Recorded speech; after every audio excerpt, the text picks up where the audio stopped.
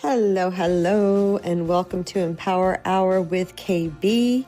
Here we explore self-healing, personal growth, and soul alignment through heart-centered conversations that remind you of your wisdom, your worth, and your power to create change from the inside out. So today we're talking about micro boundaries, and I thought about the title for this. I was like, I wonder what this really gives us. And really, truly, it gives us a calmer life. So micro boundaries are small everyday limits that we set to protect our time, energy, and emotional space. And even though they seem tiny, they can create a massive ripple effects in our mental health, our nervous system, and our sense of personal power. So even though they think they're small, we think they're small. And I'm going to get into what it is that they do. But before I do that, I'm going to go out of order a little bit, and I want to read to you a list that I created that are 20 little micro boundaries that make a big difference. So, because I wanted to give you guys an example of what these micro boundaries mean. But first, do you hear what's happening? If you do not hear the construction noise in the background, can you send me up an emoji? If you do not hear it, because there was a lot just there. Okay, I think you guys do hear it. Okay, you don't hear it. Okay, all righty. Okay, we'll keep going then. Because man, it's I mean, I'm feeling the house shake a little bit. So this is fun though. I find this to be an adventure. So I'm going to give a list of these are not limited to, by the way, y'all. These are just ideas to get you thinking, to get you started, to kind of weten your palate about, where can I set some micro boundaries in my life? Or as I'm reading these, you might say, ooh, I need that one. And I've noticed too that what's interesting about micro boundaries is oftentimes they are for us. They're not the typical sense of a boundary where we go to an individual and we say, here's the line or limit with your unhealthy, toxic, disrespectful, abusive, or bad behavior. Micro boundaries are really about us. They're things that we need to do for ourselves to protect our peace. So a list of these could be, not limited to, stop answering work calls or texts after a certain time. Let's say 7 p.m. At that point, you're turned off, especially if you own your own business. A lot of texts and calls can come in after hours. And as long as we're answering those, then people will continue to do so. But also, I've known other people that have worked in other businesses and they're like stressed out all the time. And they're like, well, these people are calling me after hours. And I've said, well, if you consider putting limits, I can't. So of course it depends on your job and it depends on where you can do this. But if you see that no one's going to die, no one's going to lose a limb, everything's going to be okay if this keeps to the morning, then I do highly recommend this one. Another one could be go to bed 30 minutes earlier or more. It's just a little micro, small boundary for yourself. Give yourself more rest. It could also be that you don't allow yourself to have your phone in bed.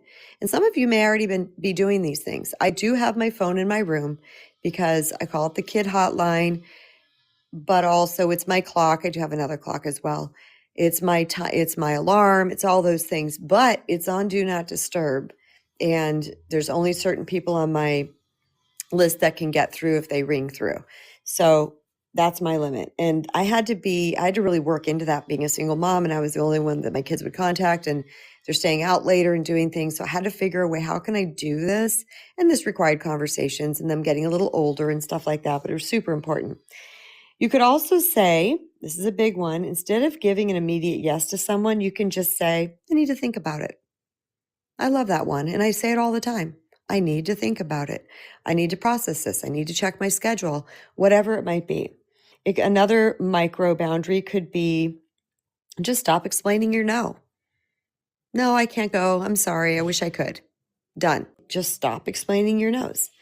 Perhaps it's setting a time limit on draining conversations with certain particular people that you know they're going to call and they're going to do that thing that they do so well, that thing that's making you cray cray. They could say, did you have a minute? You can say, I only have 10 minutes or 15 or 20 or 30.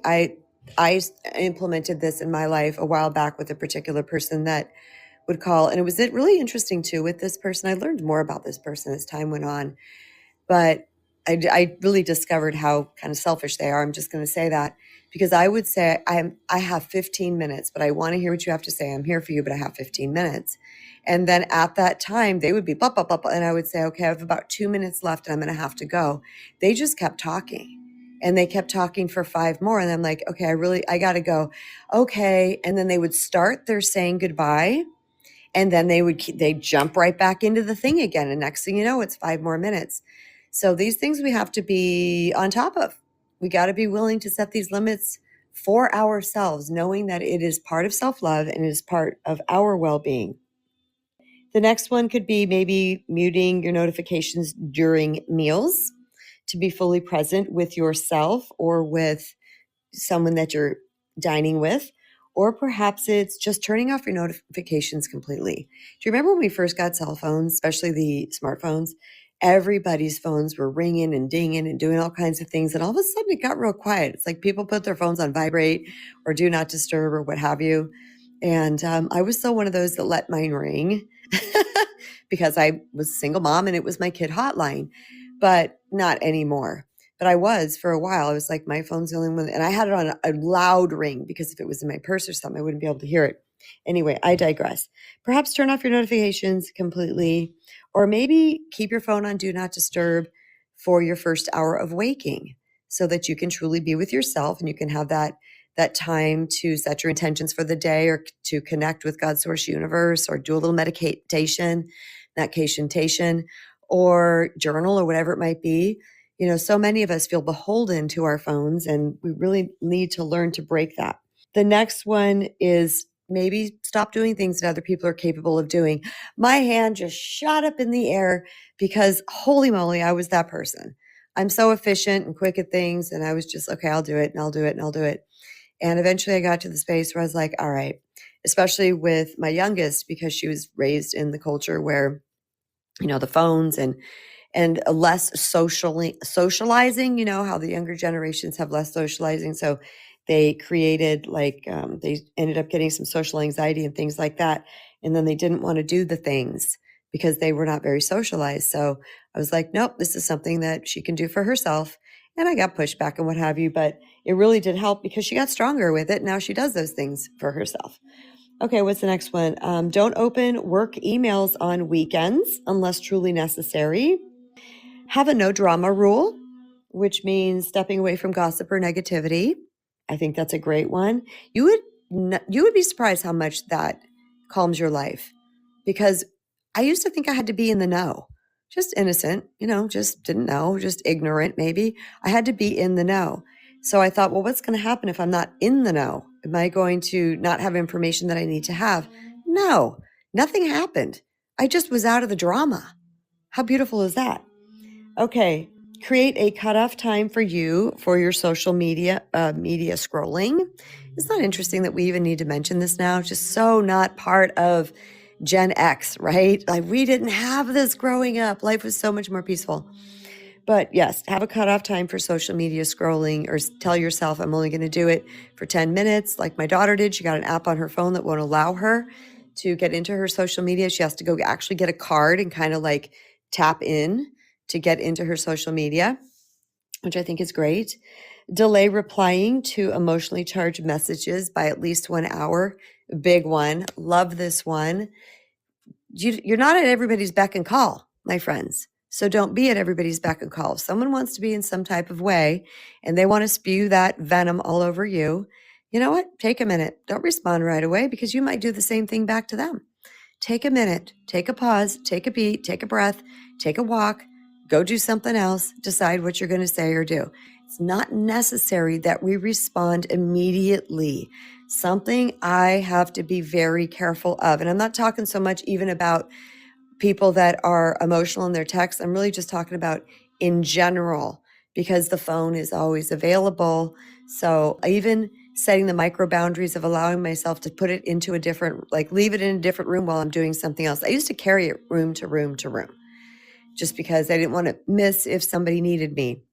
No, everybody's okay. There's a bunch of other phone numbers that people can call if there's an emergency, people that are around me and available, and it will get to me because I will walk back in that room. It's not like I leave it there for hours. But these are things that I've had to teach myself because it was just creating a lot of stress and overwhelm in my life. Let's see what else. Give yourself permission to leave an event early. If you guys notice so far that all of these are about you, they're about us. They're not about having to walk up. Like I said, I'm very clear that boundaries are lines and limits with bad, dysfunctional type behavior. That's really what they are. Okay. The true meaning of the word boundaries. That's what it is. You're setting a line and a limit with someone saying, that's not okay. That's not okay. If you continue to do that, then here's going to be my response or the consequences of that, which means I won't hang out with you. I'm going to hang up the phone, whatever. That's the true definition of boundaries. So when it comes to these micro boundaries, it's really about what are you going to do for you? What do you need for you? And in the beginning, it's going to feel very strange, everyone. It's just going to feel strange because you're not used to doing it. And we're going to be afraid that something might happen if we don't do the thing. So it's going to take some practice for you to do this and understand and have conversations where you need to have conversations. Like I mentioned to people when I was writing my second book, The Recovering People Pleaser, I told everybody, hey, I'm writing now. I don't know how long this is going to take. My phone's going on DND, do not disturb, while I am doing this. I will get back to you. I will get back to you in order. This is not a diss on you. And then also another point, I just decided just in general that I needed to set boundaries with my phone too, because I was way too available to way too many people all day long. And here's the thing that was a little interesting for me, just a little place for me to play around in, is that I liked being available to people. I liked being there. I liked talking to them. I liked having these conversations, but I saw that it was taking up too much of my time. So I had to kind of put this boundary into place for me. I had to do it for me, even though it was something that I enjoyed. It was really interesting because what I noticed, this little sidebar, sorry, but what I noticed is a lot of times those people got through their issue without me. They were just relying on me to get through that issue, and they started to figure things out themselves. Pretty cool. All right, next one is set limit on favors. For example, only say yes to one task per day. Because a lot of people, you might have a lot of people in your life that are asking you favors. It could be in your work environment. It could be in your home environment. It could be in groups that you are in, and people are wanting you to do things. You know, when people do that with me, I literally have a sit down conversation with myself, and I'm like, okay, do you have space for this? Do you have time for this? Is this something that you want to do? Are you feeling guilty? Do you feel like you have to? Do you want to do it because you know that you could knock this out of the park so much faster if you could do it? I've had to really sit down and get super clear with myself about what's a heck yes and what's a no, or what's a, let me figure this out and see if this fits in. And a lot of times it was because I was trying to be more careful with my time and attention that I ended up saying no to the thing. All right, next one is don't allow yourself to be interrupted while eating or resting. Big one. Don't allow yourself to be interrupted while eating or resting. A lot of times people will call me and say, hey, I'm eating lunch. Let me get back to you when I'm done eating lunch, because that is my time. That is my time. I give my time away a lot, and that is my time. Sometimes if there's a situation where the person absolutely needs me now, we have to talk now, whatever, then I say this, I'm going to be making lunch. I'm going to have my earbuds on while I'm talking to you. It's going to be loud. My earbuds pick up a lot in the environment. People are like, what was I doing? It was something that was so quiet on my side. My daughter goes, what are you doing? I don't remember what it was. It was very, very quiet on my side. And I told her what it was. And she goes, oh my God, Mom, that sounds so loud.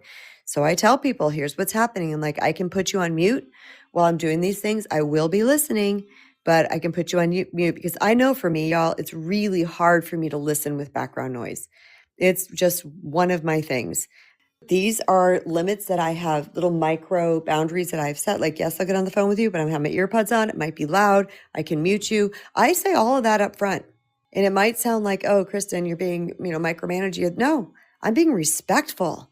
I'm being respectful to the other person. I'm being respectful to myself. I'm trying to find a common area so that we can get this thing taken care of. but here's what's happening in my day. So consider that, everyone. Just consider that you can have a say in all of this. Ask people to text before calling if that makes you feel calmer. I don't have a problem with that.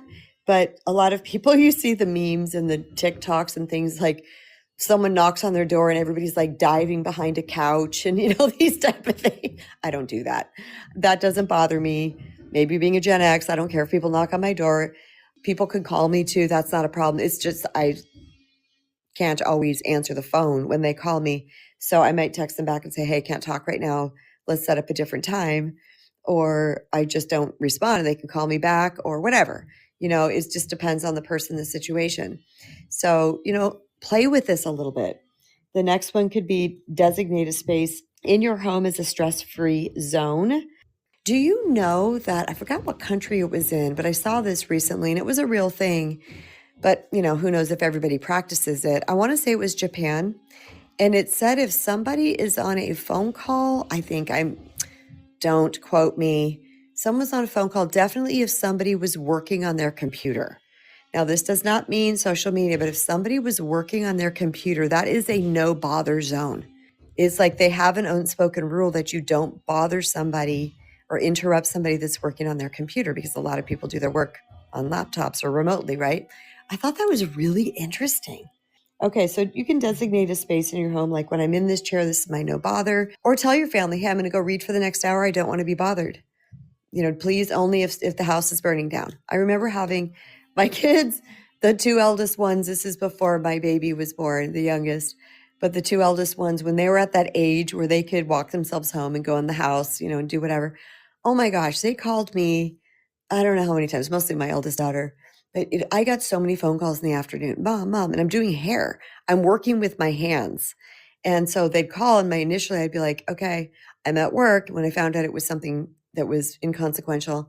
And I finally had to have a conversation with them. Do not call me unless it's an emergency. I'm off at this time, or I can call you back when this client's color is processing or whatever, because it was like, they're right at that age where that was happening a lot. So I had to set a boundary. And it was just a little, like I said, well, this is still a boundary for me.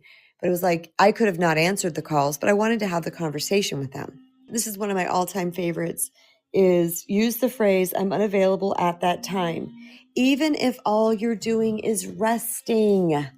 Oh my gosh. I've had that where I have like, all right, I'm going to go meditate. And then someone's like, oh, can I call you at 1? And I'm like, well, I was going to meditate. Oh, it'll just be fast. It's like people sometimes in their heads will rank the level of importance of the thing that you need to do or the thing that you want to do. So they're going to rank it. Well, that's not that big of a deal because it's not that big of a deal to them. Oh, they can wait. They can push that off. And again, people aren't trying to be jerks, you guys. It's just what happens sometimes.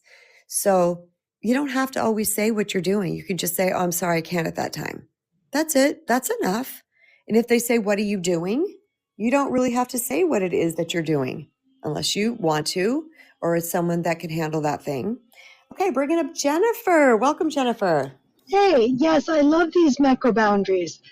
And my family has really gotten pretty good with this, especially with Sam being in school. And it really does make for a calmer time. And I did the same as you when Ben, middle schoolish, whenever it was, and said, don't call me unless it's an emergency. And that child would call me because his Xbox didn't work. But I said, Ben, right. This is not an emergency. But it is to him. Yes, we had to have that conversation again. I learned this in a mentor group that I was in when I was in real estate. And they said that, on your calendar, the first thing I would block out were any of Ben's appointments or time for Ben. And then I would build my real estate calendar around that. When people would want to see me or do something or make an appointment or call when I had something going on with Ben, even if it was he and I are playing at the park, whatever it was, I would simply say I have an appointment at that time. However, would 3 o'clock or 5 o'clock be better for you?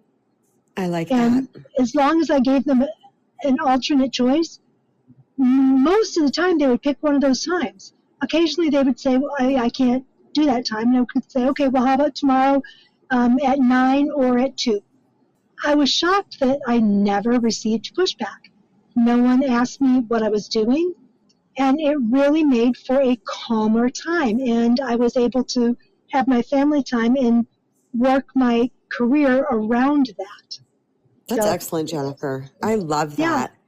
those micro boundaries are really, honestly, they're really helpful. They really are. I don't So think you, we realize how helpful they are until we start to implement them. What I noticed is that I was calmer, but I also noticed I had space. well, and now you've got me thinking. I've been out of real estate since the pandemic. I decided not to go back, and I do the nonprofit stuff. But there are Mhm. days where I'm not running my calendar; it's running me. And you've got me thinking that I really need to take a good hard look at my calendar and implement some of what had worked for me previously. I really Yeah. need to, because there are things I have to get done, and I'm Well, not. and So, it's true, isn't it, Jennifer, that sometimes we can put a bunch into place and then our life shifts in a different direction and that and that's requires something okay. Yeah, different. Yeah, it yeah, requires something different from us. And then all of a sudden we notice we're loaded up again. So I've noticed I've yes. had this micro boundary and then micro boundary again and then micro boundary again. And like you said, re-implement things that had worked in the past. But I have to take kind of a big picture look at my calendar and say, what changes, how do I need to implement this differently in this different period of my life? Yeah. And use those techniques. Ben's gone, he's at school. Of course, now I have my mom, which today's her 83rd birthday, so happy birthday to my mother. Happy birthday, Yep. Mom.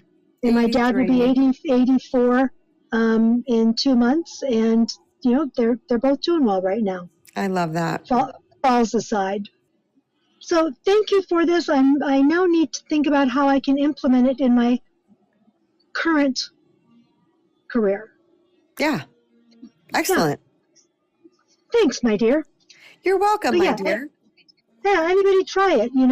I have an appointment at that time and then offer them an alternate. Would Mm-hmm. 2 o'clock or 6 be better for you? Is tomorrow at 1 or today at 3? Whatever it is. And I was never challenged. It's great. Yeah, it is great. Thank you so much for coming up, Jennifer. Bye. And I love your picture. All right, so we're going to jump into the purpose of microboundaries briefly. And I want to tell you what these microboundaries will do for your mental health, for your nervous system, and for your personal power. So the purpose of microboundaries is to interrupt automatic people-pleasing or overextending. This is about reclaiming small pieces of our days that we've been giving away, somehow, some way, however this works for you. And this builds trust with yourself through the consistent acts of self-honoring. Remember, self-honor, anything self-respect, self-honor, self-protect, they are all acts of self-love. And so when you are willing to honor yourself in the ways that you need, you're going to see yourself just not only trust yourself more, but you're going to become calmer. And this is what's important to understand here, is that these micro boundaries will add up. They will add up. I was telling someone the other day, we were texting each other. I said, how are you doing, this and that? This person had broken their ankle and other things were going on. And I said, no, really, how are you doing? And then they got deeper into it and told me the really. And they said, how are you? And I said, my life is so calm and peaceful right now. It feels weird. I'm letting my nervous system catch up to my peaceful life now, because it feels a little awkward. Like I'm kind of waiting for the other shoe to drop. I need to look that up and find out where that meaning came from, because that's one of my little things I like to do, is find out where meanings come from. But it's like I kind of look around like, all right, something catastrophic going to happen? Like it's too peaceful. And my nervous system goes, Kristen, when it was peaceful in the past, something came. But I don't want to be living in what Brene Brown calls foreboding joy. I don't want to live in that. I want to live in the now and the presence and the this, but I have to train my nervous system that everything is okay now. So I have cultivated my life to be in a very calm and peaceful place, and I love it. And that's what I think about in the ways of manifesting. I think about my life in the future aspect, like always, is just so calm and peaceful and fun and purposeful and adventurous, and it's easy and there's no rushing. Like I'm still manifesting that in the future for my future life too, because this girl's been running all over the place for so long.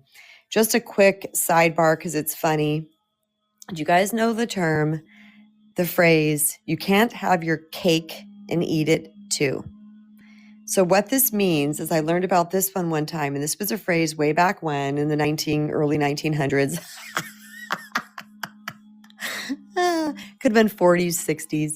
But what it meant is you can't have your Kate, like the name Kate, and Edith, Edith. You can't have your Kate and Edith too. You got to pick one. Isn't that interesting? That's what it really meant. And then it turned into cake and eat it too. That's why cake and eat it too never made any sense, everybody. Isn't that fun? Come on, send up some emojis. I thought that was really fun to learn about. You can't have your Kate and Edith too. Like you can't have the best of both worlds, or you got to choose one sometimes. Really interesting. I will continue. What micro boundaries do for our mental health. The first thing they do is to reduce our mental overload. So every no that you're giving to something that's draining becomes a yes for clarity. So remember, this is what our micro boundaries do for our mental health. It also cuts down on anxiety because predictable limits reduce constant vigilance, worry, and the feeling of being stretched too thin. Predictable limits, like when you know what to expect because these things are in place and others know what to expect because you set these micro boundaries, it reduces the constant vigilance or worry or what's going to happen or I got to be on my toes. Like all of that starts to settle a little bit. Doesn't that feel good? The next one, it supports emotional regulation. And this means when you carve out small pockets, small little areas of being what I say off, okay, in air quotes, being off rather than being on, you prevent emotional chaos that comes from being on all the time. All right. So that's not only good for our mental health, that's also part of our nervous system. Okay. Because that on all the time and you have to jump through hoops and all of these things are happening all the time. Just saying that made it, that just shot me back into that particular time in my life. And it was, I don't know, I think I just ran on adrenaline all the time. Okay. And the other thing is that it prevents resentment. This is really big, really, really big, because resentment is such a low vibe energy and it really hurts our relationships. But when we are willing to set these micro boundaries, it stops the slow buildup of frustration that can happen when we give more than we have. So that's something that is really important because we just keep doing these things and all of a sudden we don't feel good emotionally, you guys. We don't feel good mentally and we're cranky and we're resentful and maybe we start snapping at people when really it boils down to we don't have any micro boundaries in place. So what do micro boundaries do for the nervous system? So what they do for the nervous system is they create safety and predictability because our nervous system calms down when it knows that there are built-in limits that protect you. It doesn't have to be on. It doesn't have to be waiting for that thing to happen. For example, this is so interesting. My daughter brought this up. She asked me the other day if I wanted to see a movie, I can't remember how this actually went down, to be honest. And then I said to her, do you remember when I asked you about the voices, the people voices? Okay, let me back up. I'm thinking about this real time. And when I listen to these back on the replay, they're so muddy. So let me try to get very clear here. Back in the day, my youngest daughter would ask me to watch a show or a movie with her. And I would happily do it. But some of the voices on those shows would grate on my nerves. They were really high and squeaky and they were great on my nerves. So I got to the point where I would say to her, is it real people voices or is it squeaky kind of voices? And eventually she would say, hey, Mom, do you want to watch this movie with me? It's not there's no squeaky voices in it. Because that was a little micro boundary that I had with her. So I mentioned that to her the other day because she asked me something about a movie. I don't remember. And I said, you remember when I would ask you what the voices were like? Was it people voices or squeaky voices? She's like, oh my gosh, yes, I totally remember that. But that was a micro boundary. And she knew or we'd start listening to something and I'd just look at her. I'm like, I can't listen to this. And she goes, it's okay. She got it. And either she'd watch it or we change it into something else. It's just because my nervous system couldn't handle that at that time. And also being an HSP, highly sensitive person, that was one of the things that my body doesn't like. It just doesn't like that.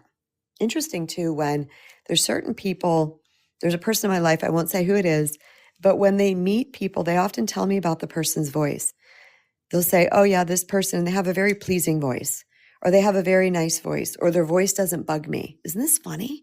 It's just someone in my life. It's one of their sensitivities. Like they can't hang around people that have a certain tone to their voice. And this is not to make you guys all think this person doesn't know you, but to make you guys think, oh my God, does other people think that about my voice? I'm just using this as an example. And you know what? I could have a voice that grates on people. You know what I'm saying? I could have a laugh that grates on people. Who knows? But that's okay because everybody's allowed to have their own thing. But again, these are like little micro boundaries that we have with ourselves that can keep our nervous system intact. So also, the micro boundaries help the nervous system by reducing the chronic fight or flight because constant overstimulation through things like phone calls, texts, notifications, conversations, demands, people asking things all the time, you constantly being interrupted, huge one for me. That's a really rough one for me. It's under control now. Oh, God bless him. My husband was big at that. I won't get into the story, but I was like, and I had to ask him many, many times. Many, many, many. I said, I don't think you understand what this does to my nervous system when I'm constantly interrupted, doing things that require a lot of focus. So, it can reduce that because when I am interrupted a lot, I'm almost bracing for it because when I sink into that flow state and I'm interrupted, it's a little jarring for me. It's jarring for me. So I found myself not sinking all the way into flow state because I was waiting for the interruption. That doesn't feel good, does it? On the nervous system. But again, I didn't come to any of these conclusions without self-inquiry, noticing the way I feel, noticing what emotions are coming up and how I feel in my body and saying, what's contributing to this? How can I have some limits in this area so that I can take care of myself? Yeah, Michelle just said, oh my God, yes. Yeah, so I'm glad I love when you guys relate to things that I'm saying too. It was up to me. And that's the most important thing that we need to learn here is that it's up to us, you guys. We can't expect other people to know, or they should just know, or they're going to learn it the first time. Maybe they won't. They're in habits and patterns too. Maybe it's about us repeatedly saying it, which can be very annoying, can't it? It can be very frustrating when we have to repeat. But that's when I started to learn that if the way I'm saying it is not working, then I need to try it a different way. Maybe it's not saying anything. Maybe it's just locking my door. And I started doing that. I started locking my door, which then required a little knock on my door. I also got a little do not disturb. So I don't use any of these things anymore. Now if my daughter needs me, she'll just knock real softly and she'll go, you have a minute? Because I've told her, just do that. So it doesn't jar me. And if I'm super concentrated right now, but I'll be with you. Then the door shuts quietly. She's gone. I have not been interrupted from my flow state. But I work at home. And so these things had to come into place because if I was just juggling all the time, it was me I was hurting. So just consider that, everyone. You don't want to hurt yourself. And the last thing that micro boundaries do for our nervous system is they increase our baseline capacity, which means we stop letting the small things drain us. We have more bandwidth for actually what matters, and which I think was the case. And I was actually thinking of this when I was telling you the story of no squeaky voices in movies, is I feel like where I was at that point in my life, I couldn't really take another thing. I just couldn't handle. That was during College of Kristen. That was during the whole divorce era and all of those things. I just couldn't take anymore. So that squeaky voice kind of sent me over the edge. Maybe now it wouldn't as much. I think I wouldn't enjoy it, but I think it wouldn't send me over the edge the way that it does. So consider when you set up these micro boundaries, what you're doing is you're building a deeper foundation. You're creating a bigger bandwidth for your capacity, for what actually matters. You have a little bit more space than you would. Super, super important.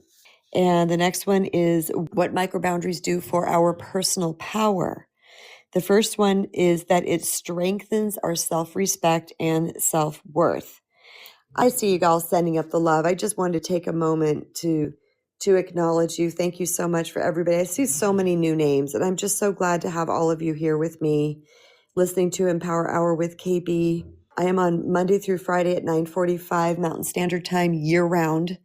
Not MDT, not Mountain Daylight Time, but Mountain Standard Time, because Arizona doesn't change time zones. So 9:45 Monday through Friday. Come check me out. Sometimes I start a couple minutes early, sometimes a couple minutes late, but that's typically the time. So thank you guys. So glad to have you. So it strengthens our self-respect and self-worth. This means when we follow through on these small boundaries, we are proving to ourselves that we matter. I talk about the worthiness cup. I also talk about the foundation through which we are functioning from life. That foundation can be as thin as a piece of plywood and it's very rocky and warped and all these things, or it can be like the foundation of a skyscraper. It could be with rebar and all the big things that a foundation of a skyscraper would have, which I don't know because I'm not an engineer, but we get to choose that foundation. Also, as we start to implement these macro boundaries, we're literally, quote me, literally sending a message to ourselves that we matter. That builds our foundation. It can't not. We're saying, I matter, I matter, I matter, I matter. Many times I have ended a lot of videos or talks that I've given with, and always remember, you matter. There's a reason why I've said that. It sounds silly, trite, ridiculous, maybe to some people, but I'm reminding you that you matter, because when you make yourself matter, you deepen the foundation, you build strength, you build your personal power, which will help you show up in your life in a way that secures you, that returns you back to yourself, that keeps you in a place of not self-abandoning repeatedly. The next thing that microboundaries do for personal power is they rebuild agency. What this means is that we start to realize we don't have to just react to life. We don't have to be in reactive mode, that we actually get to choose. So micro boundaries turn us into active participants of our life. So from a passive place to a more intentional place.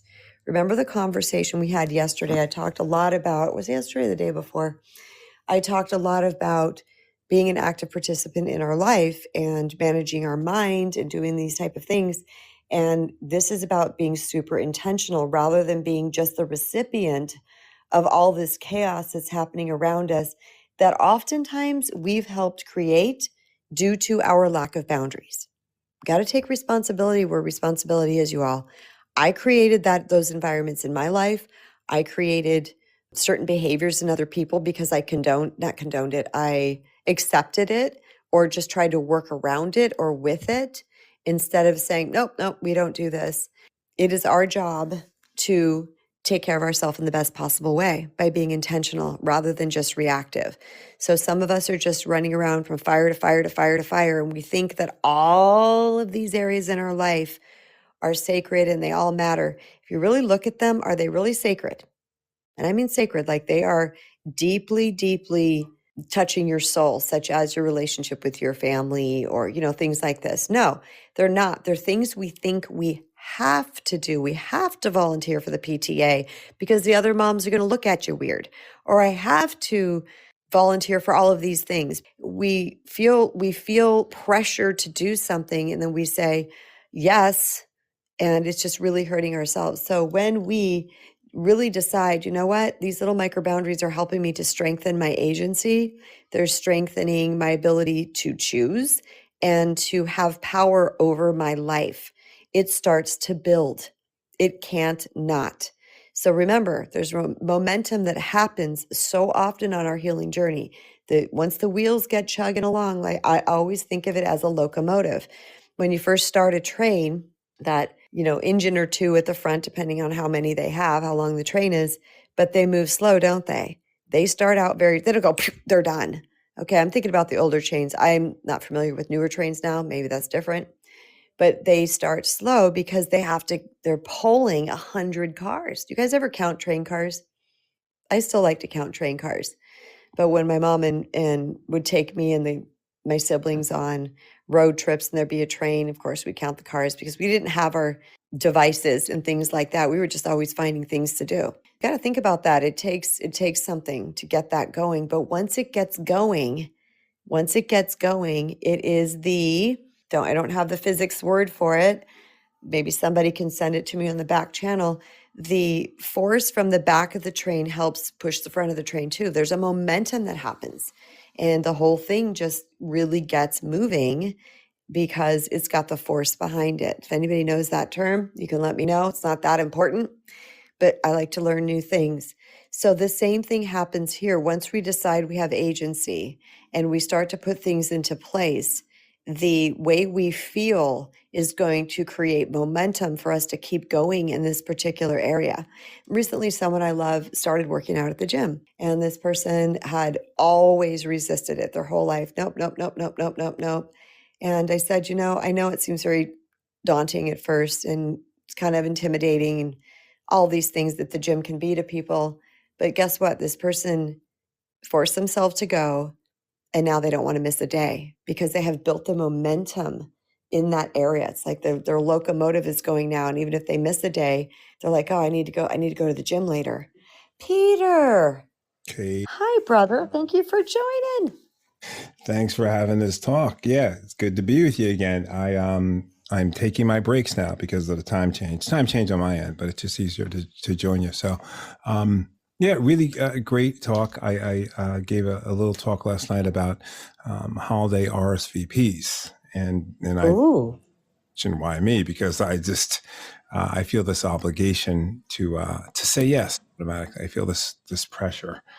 It's self-created pressure to go. Mm-hmm. And, I'm the guy that shows up late and leaves early because I just don't have the social battery to kind of handle it. But these micro, so I do a lot of micro accommodations is what I do. Like, I think that's just my default mode, is to automatically people please, automatically be agreeable, and automatically be the guy that's just going to make it happen because I just want to people please and do that.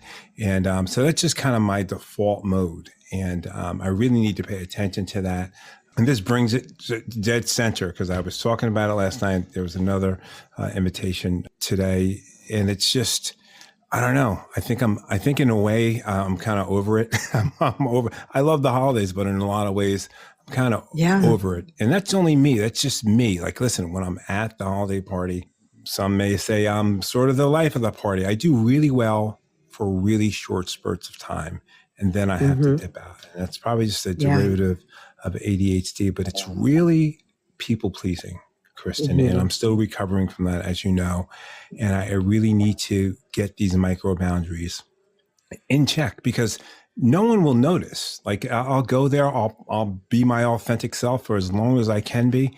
And, but it's draining me. But what happens is I end up suffering because I'm trying to stay longer than I know that I probably should, because of my social battery, not because I don't want to be there. And I'm kind of putting myself out, not because anybody's putting me out. It's just because my brain is a little bit wired differently than other people's brains are. And it sucks to admit, right? Because I want to be a powerhouse. I want to be the guy that works the room without any issues. I can work a room, sure, authentically, but I can't. You might do it be an HSP. Long. Yeah, you might be an HSP too, if you where it's just too much. Yeah. Let me ask you this, Peter, because I'm curious. Sure. When you dip, do you go and say goodbye to all the people? Because that's a great. It really depends on the people I'm around. If it's a function where there's a ton of people, I'm like, I'll say goodbye to a few people and make sure that they know I'm leaving. I don't like the dip just to escape. I don't think I do that. And part of that is, although I probably have the right to do that because everybody else probably does that. And it's probably okay just to say goodbye to one or two people. But if I had to guess and look back on it, Kristen, I'd have to say I probably make my one last round, right? Yeah. So that's a really powerful question. I never even considered it, but I think I'll have to pay attention to it. Well, because I've really wanted to just dip. Yeah. And like you, it does depend on who the people are. But sometimes I'm just like, I literally am done. I'm done. Right. Like it's just all of a sudden, boop, I'm done. And then Yeah. I don't even want to go say goodbye to people. I will to the Right. host and things like that. But then if somebody else, you're leaving, and then it turns into this big dramatic thing. So yeah, I'm playing around with that currently. I do Yeah. love though that you said, Peter, you called them micro accommodations. I That only was got that beautiful from your language. micro boundaries. But I'm I playing like off of your that words. So yeah. because it's these Yeah. little tiny things that we accommodate, right? Here's something Right. that It I do. I'm is. curious. You can come back if you time out. Mhm. Yeah. I have determined that I'm good. I'm better when I show up early. So I'm one of the Okay. first there when it's not a lot of bunch of stuff happening. And then I kind of leave after an hour when it starts to get kind of rolling. Isn't that's how it sort of worked for me in the I gotta past. be honest with you. I love that strategy because as more people are coming in, they say, "Hey, Kristen's there already. She was there early." They get to see you. You've made your appearance. I don't know if it's for that purpose, but I Yeah. kind of like that strategy. I really It's do. worked for me. And I'm there Yeah. when it's not too, because, sometimes parties, you guys, it's like everybody's doing everything all the time. And there's all these people everywhere, all that's happening. And sometimes there's like, you have to try to go fit into a conversation. I'd prefer to be there first and kind of greet people as they come and say hello to everybody. And then I think the dipping isn't as Yeah. traumatic to other people. Yeah. You've probably heard me say this, and you can ask my children. They literally say, "Dad, you should have been a Walmart greeter because you love people. You're just so outgoing." And I do love people, and I do very well in social situations. I'm a fairly outgoing guy, but it only lasts so long. So I think the Yeah. perception can be, say it went for 45 minutes to an hour. But after that, if I'm staying and I'm into the hour and 15, hour and a half, like it probably shows in my countenance. It shows in my energy level. Yep. And someone could probably easily look at me and say, "Oh, this guy's full of ish. He was just probably trying to work the room. And this is who he really is. The guy that's trying to slip out because he's got his jacket now. He doesn't look as happy as when I saw him. It was probably all an act." And I promise you, in front of God's source universe, may he be witness to my words, that that's not the case. It's just that when my social battery is gone, it's neurodivergently gone. And I want to be better than that. And I know that's probably not a great word Why? to use, but because it really bothers me to be like that, because I really do enjoy being around people. And the sole reason I leave is because I can't hold the face. I can't hold it. Yeah. So that's just kind of how it is. But yeah. See, I haven't thought that that's how I am. I'm just like, okay, this is how it is. Like, Yeah. I don't want to be different. Yeah. And, I feel like with the language of today, when people say my social battery isn't very long, people are like, well, just come and say hi because they get it. Like, Yeah. it seems like a lot of people understand that now. Right. Because I Yeah, don't, I think I there's don't have definitely more tolerance for it now. I think that's a good point. I don't even have it with my family. Like, I'm like, okay, yay, fun, hour and a half, good. And all of a sudden I'm like, I want quiet now, guys. It's not Right. that it has nothing to do with the people. It has to do with me. Yeah, 100%.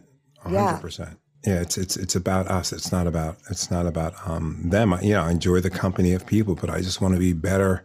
I want to be better in those situations. And so I don't know quite what the answer is. I think it's just using tools. Maybe another tool I'll employ is get there early and then leave early instead of getting there late and leaving early, which is my favorite thing. But as you know, I'm in recovery, and in early recovery, you go to these meetings, 12-step meetings, and they always say arrive early, leave late. That's just not going to happen when it comes to a holiday party or anything else. Yeah. So, but hey, sis, I love you. Thanks for having me up. I appreciate this talk. Thank you, Peter. I love you back. Thanks for coming. Happy holidays. Oh, I love that. That was such a great share. Both Jennifer and Peter, those are really, really great shares. And I appreciate that because they're real life occurrences that happen. And maybe you guys related to what it was we were saying. With Peter, though, I'm going to call you on this, brother, and you can back channel me. Why do you want to be quote unquote better? Why isn't what you're doing enough? Why isn't that okay? Just food for thought. Because I don't fight that I need to be a different person that I am. This is the energy level I have. This is what I'm willing to give, and that's the end. Bada bing, bada boom. That's it. All right, I'm going to say a couple more of the personal power ones, and I'm going to bring up my two guests, and I want to finish up this though, so that this talk is complete with my notes. So we talked about the micro boundaries for personal power is strengthening self-respect and self-worth, and also to rebuild agency, but it also breaks our patterns of codependency and people pleasing, because each tiny act of self-honoring rewires our old patterns of overgiving. The more that we take care of ourselves, we are going to rewire. We will form new neural pathways that are going to become dominant, and those old pathways are going to fall away. So remember, a journey of 1,000 miles begins with a single step. Remember that. And the momentum that is built, and it will keep going. And as you feel better, and as you, like I was talking about before I brought Peter up, the person that's now going to the gym, they're like, wow, I feel better. My this feels better. My that feels better. I feel stronger. I've only lost a few pounds, but I just feel different. And because they're feeling differently, it is promoting them to want to continue to the gym. Same thing is true with these micro habits. We're going to start to feel better because we're going to start rewiring those pathways, and we're going to start to be breaking away from our codependency and people pleasing. The next one is micro boundaries fundamentally communicate your worth more clearly. This is about the teaching people how to treat you aspect. Just again, I'm going to take a nap, you guys. Don't interrupt me. I'm setting a timer. I will be up in 1 hour. I've told the story before about my two oldest kids. During my tsunami, I just needed 20 minutes. And I would say, I need 20 minutes. Please just watch your younger sister for 20 minutes. And again, they're middle school age. They're perfectly capable. Of course, no one needs me when I'm not napping, right? You know how it is. No one talks to you until you're on the phone. Same thing with the kids. So they'd say, okay, I'd set a timer on my phone for 20 minutes, literally. 2 minutes. Knock, knock, knock, knock, knock. And I'd open the door and they'd look at me, and I'd make sure it wasn't anything big. And I would say, and eventually I was like, I'm not talking to you. Shut the door. I'll see you in 20 minutes. And eventually they stopped bugging me. They gave me my 20 minutes. And here's what was interesting. After those 20 minutes, I would come out and they'd go, it's been 20 minutes already? Because they got themselves busy with something else. And they didn't even notice it was 20 minutes. So those 20 minutes, I started to train them. 20 minutes wasn't anything. And then later, if it turned to I need an hour, they're like, okay. Because they learned that they were going to be okay without me right there. Again, middle schoolers, I just think it's part of the mom-child bond. Having mom right there is a sense of safety, and innately maybe with a kid, unconsciously with a kid, even though they're fine and everything's fine. But you get what I'm saying. It was just a little habit that had to break for them. All right. And the last one is that it creates momentum for bigger boundaries. This is once you master the micro boundaries, the major ones like ending toxic relationships or walking away from people who are being abusive or angry, or having consequences for people that are doing things that are not cool. Those things become easier because your body is practiced in it. They might be small, but remember, the small things build up, and they do make way. Please hear me. They do make way for the bigger boundaries. The more micro boundaries that you set, you will naturally morph into the bigger ones as well. They don't seem as daunting because you have taught your body that the world isn't going to fall apart, that no one's going to die if you set this boundary. Now, the reason why I use it so dramatically like that, because that's what the ego is trying to tell you. You're going to die, you're going to die. The ego's job is to protect you and keep you alive. So it always gives us this feeling of death, even though it's not death, really. Do you get what I'm saying? It's just what it's telling you. So when you start to train yourself, I can take a nap and not have anybody bother me. No one died. Everything's safe. You're teaching your body everything is okay. Everything is okay. So that will help you work into the bigger boundaries. All right, we're going to bring up my next two guests. First up is Stephen, and then we have Sarah. Hey, Stephen. Hey, how's it going? Great. How are you? Pretty good. I heard Peter's talk last night, and I almost jumped in there, and I didn't because I wasn't sure. And then you're talking, and he comes on. I'm like, okay, I'm diving. It's cannonball time. my boundaries isn't. So, I'd love to go to the party because nobody knows me there. My thing is family. So 2 years ago, there's four of us in our 60s. There's probably seven in their 30s and 40s, and then there's maybe three or four that are younger, like 20 teens, and then there's one that's under the age of 10. I remember sitting there in my brother's house watching football for like we were into the second game big time and waiting for people to get there on Christmas Day and just waiting. And my sister-in-law, every time Travis Kelsey came on talking about the COVID/flu shot, oh, don't get that, you're gonna die. And last year it was over New Year's, so it was a little bit less. This year, I'm not sure how it's going to work out, flight schedules and all that, if it's going to be 2 nights and 3 days or 1 night or whatever. But how does the sacred rebel go into family situations like that when absolutely nobody understands you, it seems like? I stopped trying to be understood. So when they make their comments about, and it's all right wing shit, pardon my French, but part of me just wants to get up and just leave the room. Yet I struggle with this is the only time I get to see these people. I should be accommodating. I think that's the root problem right there. That question. You just discovered it. Yeah, I'm trying to be nice, and it's like, okay, you don't seem to want to accept me for who I am, yet here I are, and so then what? Well, two things there. One is if I know that my thoughts are going to cause upheaval because somebody is not as flexible in conversation as I am, or they're going to get angry or whatever it might be, I just don't go there. It's not worth my peace. Yeah. And it's, to me, that leaves a lot less subjects to talk about because we're all, and then some of it's like, well, you saw in the news this and on the news that. I'm like, no, I don't watch the news.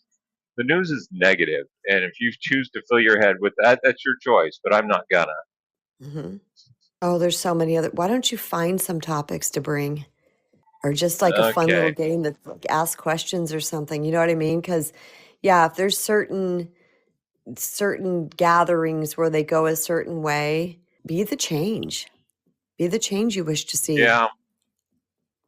Okay. I can do that because I have some topics that I can work on. It is funny because go ahead. I was just going to say, get creative, Stephen. You remember, I feel like sometimes you feel like you're at the mercy of others. And I remember you are the sacred rebel and you are the bringer of light. So bring it find a way to bring it. Okay. That I can do. I know you can. And I'm curious to see what you come up with and what you report back to us. I'll just, you want to talk to me, you better talk about cycling and being active. There you go. Well, there it is. Yep. You would fit perfectly at our family functions. Cool beans, he's always just, I did this, that. My oldest brother was a extreme rock climber and he would tell us about, just transfixed and mesmerized of his stories too. So yeah, I know family dynamics are weird, you guys. They just are. There's no two ways around it, and everybody thinks different things. And we've got all kinds of political parties in our family. We've got extreme over here, extreme over there within the same family. No, none of us care. We just don't go there. We just don't go. We're like, okay, whatever. You can think that.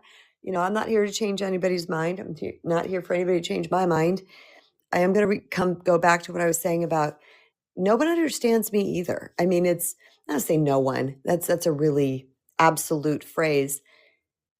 But, the things that I talk about, I'm a really deep talker. And I remember my sister-in-law, who was a very superficial talker. She just would, I don't want to say avoid me because we love each other. It's not that. It's just she just would not engage in conversations that I was having about things because it was too deep. It was too emotional. It was too vulnerable. It was too personal. And she would just kind of fade away. I didn't take it personally. I'm like, she can't handle that. That's just not her. It doesn't mean, because at first, before I knew any better, I thought it was about me. I was like, oh, she doesn't like me. But then I watched her with other people too, and I noticed her doing that. If other people brought up topics like that, she'd stand there and she'd smile, and all of a sudden she just kind of backs away and goes into another room. It was just her.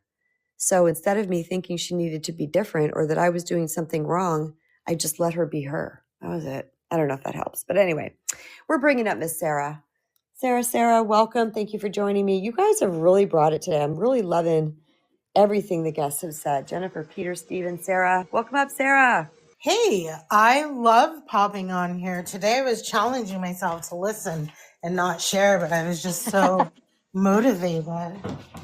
So I'm sitting here and I'm dealing with, well, I'm not dealing with it. Maybe I just want your input on it. So I've been watching my kids for about 2.5, 3 years. I call them my kids, but they're like David's kids. And so when I first started watching them, like David's really hot. He's got like longer hair. I'm his hairstylist. And he's like 6 foot something. He's probably like 5 years older than me. So like not too much older. So I definitely had a crush on him in the beginning. Mm-hmm. And I'm like, my priority is the kids. So like I never entertained that. And I'd say definitely we had some fun chemistry. And then he got in a relationship and it's like, just like none of that happened. Like we're not hanging out. We're not like, I'm not staying for dinner unless his girlfriend's inviting me. So it completely changed. So right now I go in yesterday to work and I mean, there's, it's not like we don't talk. We have a really great working dynamic and we're like actually really compatible. So right now I'm learning I have to put these little boundaries in place. So yesterday I show up and he's like, oh, breaking up with my girlfriend. It's not working, which I already knew that. They're not compatible. His mom knew it. Everybody knew it. But not my place. My place is the kids. And so like this is before the kids are there, like before I pick them up. And he's like trying to like share with me about it. And I'm like, oh my gosh, I need to shut this down because just because I don't want to have my feelings hurt because I had a crush on him before. But he does the things that you would do if you're pursuing somebody, but just he's, so my role right now needs to be me putting in little boundaries so I can show him how I need to be treated, because I'm not okay being the rebound. And I definitely don't want to go down the path of something, because his kids, his kids have been through a lot already. They were going through a divorce, and then he has had this new live-in girlfriend. And so it's their world's already split, and I'm not jumping. It's going to take a long time if it gets there. When I thought about this, it sounded a lot easier and it was so much smoother, and now it's sounding really choppy. And it's not choppy at all. You're making perfect sense. But the boundaries that I have to put right now, first I have to put the boundary, because I can't be his therapist over it. There has to be a space. But he does do the things that he's pursuing me. So he's okay, I told you why it's not working. But he's it's because she doesn't like the way I work on my AI app. And he's a developer, and he goes into his app, and then he gets really excited, and he's created a few apps since I've known him. He's really good at it.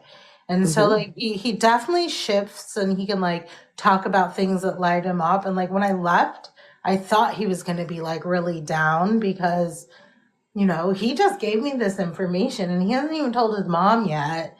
And I'm okay, so are you going to be really depressed this time? Last time when he was dealing with the custody stuff? I didn't ask him that, but I'm just like watching and he's like over it and he thought about it and like he's like happy and he's like, oh, I'm gonna bathe the kids, and he's just like all chipper as I was leaving. And I'm going over there today and I'm like, okay, I just like have to put some boundaries there. So Sarah, you're yeah. timing out. Can you come back real quick? Yeah. Okay, drop yourself down and then rejoin real quick. So I'm going to ask you some questions. What exactly are you not, I'm just going to say enjoying? What is it that you're not liking? Where is this stealing your energy? Like these type of things. Because I think you feel like you need to set boundaries, but maybe you need to get clear on exactly what they are. So Yeah, I know. where's it going into a danger zone for you? So the therapist side. So when he was dealing with his ex and they're going through the divorce and the custody part, like I'm not his Okay. therapist. So let's But pause right there. yeah. What was the therapist side of it? Were you staying too long in the conversation? Were you not exiting? Were you not taking your leave? Is it a I think I time? gave too much input. Because I'm not a therapist, I think I gave too much input. And I'm very honest about what I say. But I think one thing is like I need to I can't like sit down and talk to him. I need to be standing when I'm like being the therapist versus like when we're chatting about like the fun stuff, like his computer stuff. And then that's when like I can sit down and like settle in and like he has ADD like I do, so we can get lost on these tangents about like AI and like programming AI to create programs, and it's like stupid, but I can sit down then, but like I can't sit down when I'm like doing the therapist, and I can't give my input. Like I knew that Jacqueline wasn't gonna work, but So it's let me not my ask you this. job. How is it hurting you? This is not sarcastic. This is a clear answer. How are Yeah. you being hurt? And not that he's hurting your feelings. I don't mean that. How is it affecting you Yeah. by being the therapist? How is that affecting you negatively? It doesn't. I'm just concerned that he'll think of me as the therapist. And then like, cause And I use was, you? yeah, like I do, like his kids like me, and like I do a lot for him. Like I'm doing like dishes and laundry. Like I know the way he likes his food. So when I cook for the kids, I cook for him. So and then then he had a girlfriend, and it's like so I just don't want like him to be like, oh, I'm using Sarah to do the therapy part because I know her and she's familiar Gotcha. and it's safe. And then like he's good, and then there he goes, and he like, Then it goes off. So he's using you only for therapy. Like you're good enough to yeah, talk about your problems with, but not good enough to be in a relationship with, kind of right. And feeling. I'm like, did I do something to put myself in the friend zone? Like, but then like he says little things. Like yesterday I did like a bouquets with like natural fall. There's so many fall leaves, Kristen, out here. It's so nice compared to out in Beautiful. Arizona where it's just desert. It's beautiful. So I created these bouquets with his kids. And I'm like, I end up having to put the bouquet together. And I was like, yeah, since nobody wants to help me with my bouquets. And then he's like, I like your bouquets. Like, so it's, I don't. Like a double entendre kind of thing, like a little innuendo. Yeah. Yeah. So I'm really just trying to put my boundaries in place because, hey, like I'd rather just take care of his kids because we Okay. rather So I'm going to give you healthy. some really solid advice here. Yeah. All right. Men are wired to pursue. If a man is hinting at you, okay, then he's being a lazy pursuer. So knowing your value is he will pursue if that's indeed what he wants. Mm-hmm. Okay. So yes, have your boundaries in place 100%. Peter's agreeing. Have your boundaries in place 100%. You're not his therapist. You're willing to give it 10, 15 minutes and then you're leaving. Mm-hmm. You know what I'm saying? You're willing to listen to him about AI only if that serves you. and it makes you comfortable, but you're not just his person to expand on. You get what I'm saying? So yeah. Yes. Yes, you need to know your power and know truly and unequivocally that a man will pursue when he's interested. Sometimes we make it too easy for them, and there's a lot that happens in that pursuing stage. This is a whole different topic for here, but Yeah, no, it do you is get what for I'm me too. I've been picking up? reading on it because I recognized it and it's like loud and clear. And I'm like, whoa, I need to just pause here because, like I said, first the kids and then, like, second, like me. And then I don't want, like, I just want to pause and I need it to be clear. Good for you, Sarah. Good for you, Sarah. What I'm loving about that is that Sarah's understanding that this doesn't feel right to her in some capacity. I'm not sure what that means, Peter. You're going to have to tell me what that means. But, she knows on some capacity that it just isn't working for her. And she's trying to work through this in real time because she has feelings wrapped up in this somehow. I'm not saying the feelings or growing the feelings, but there's feelings involved in all of this. And she wants to be powerful for herself.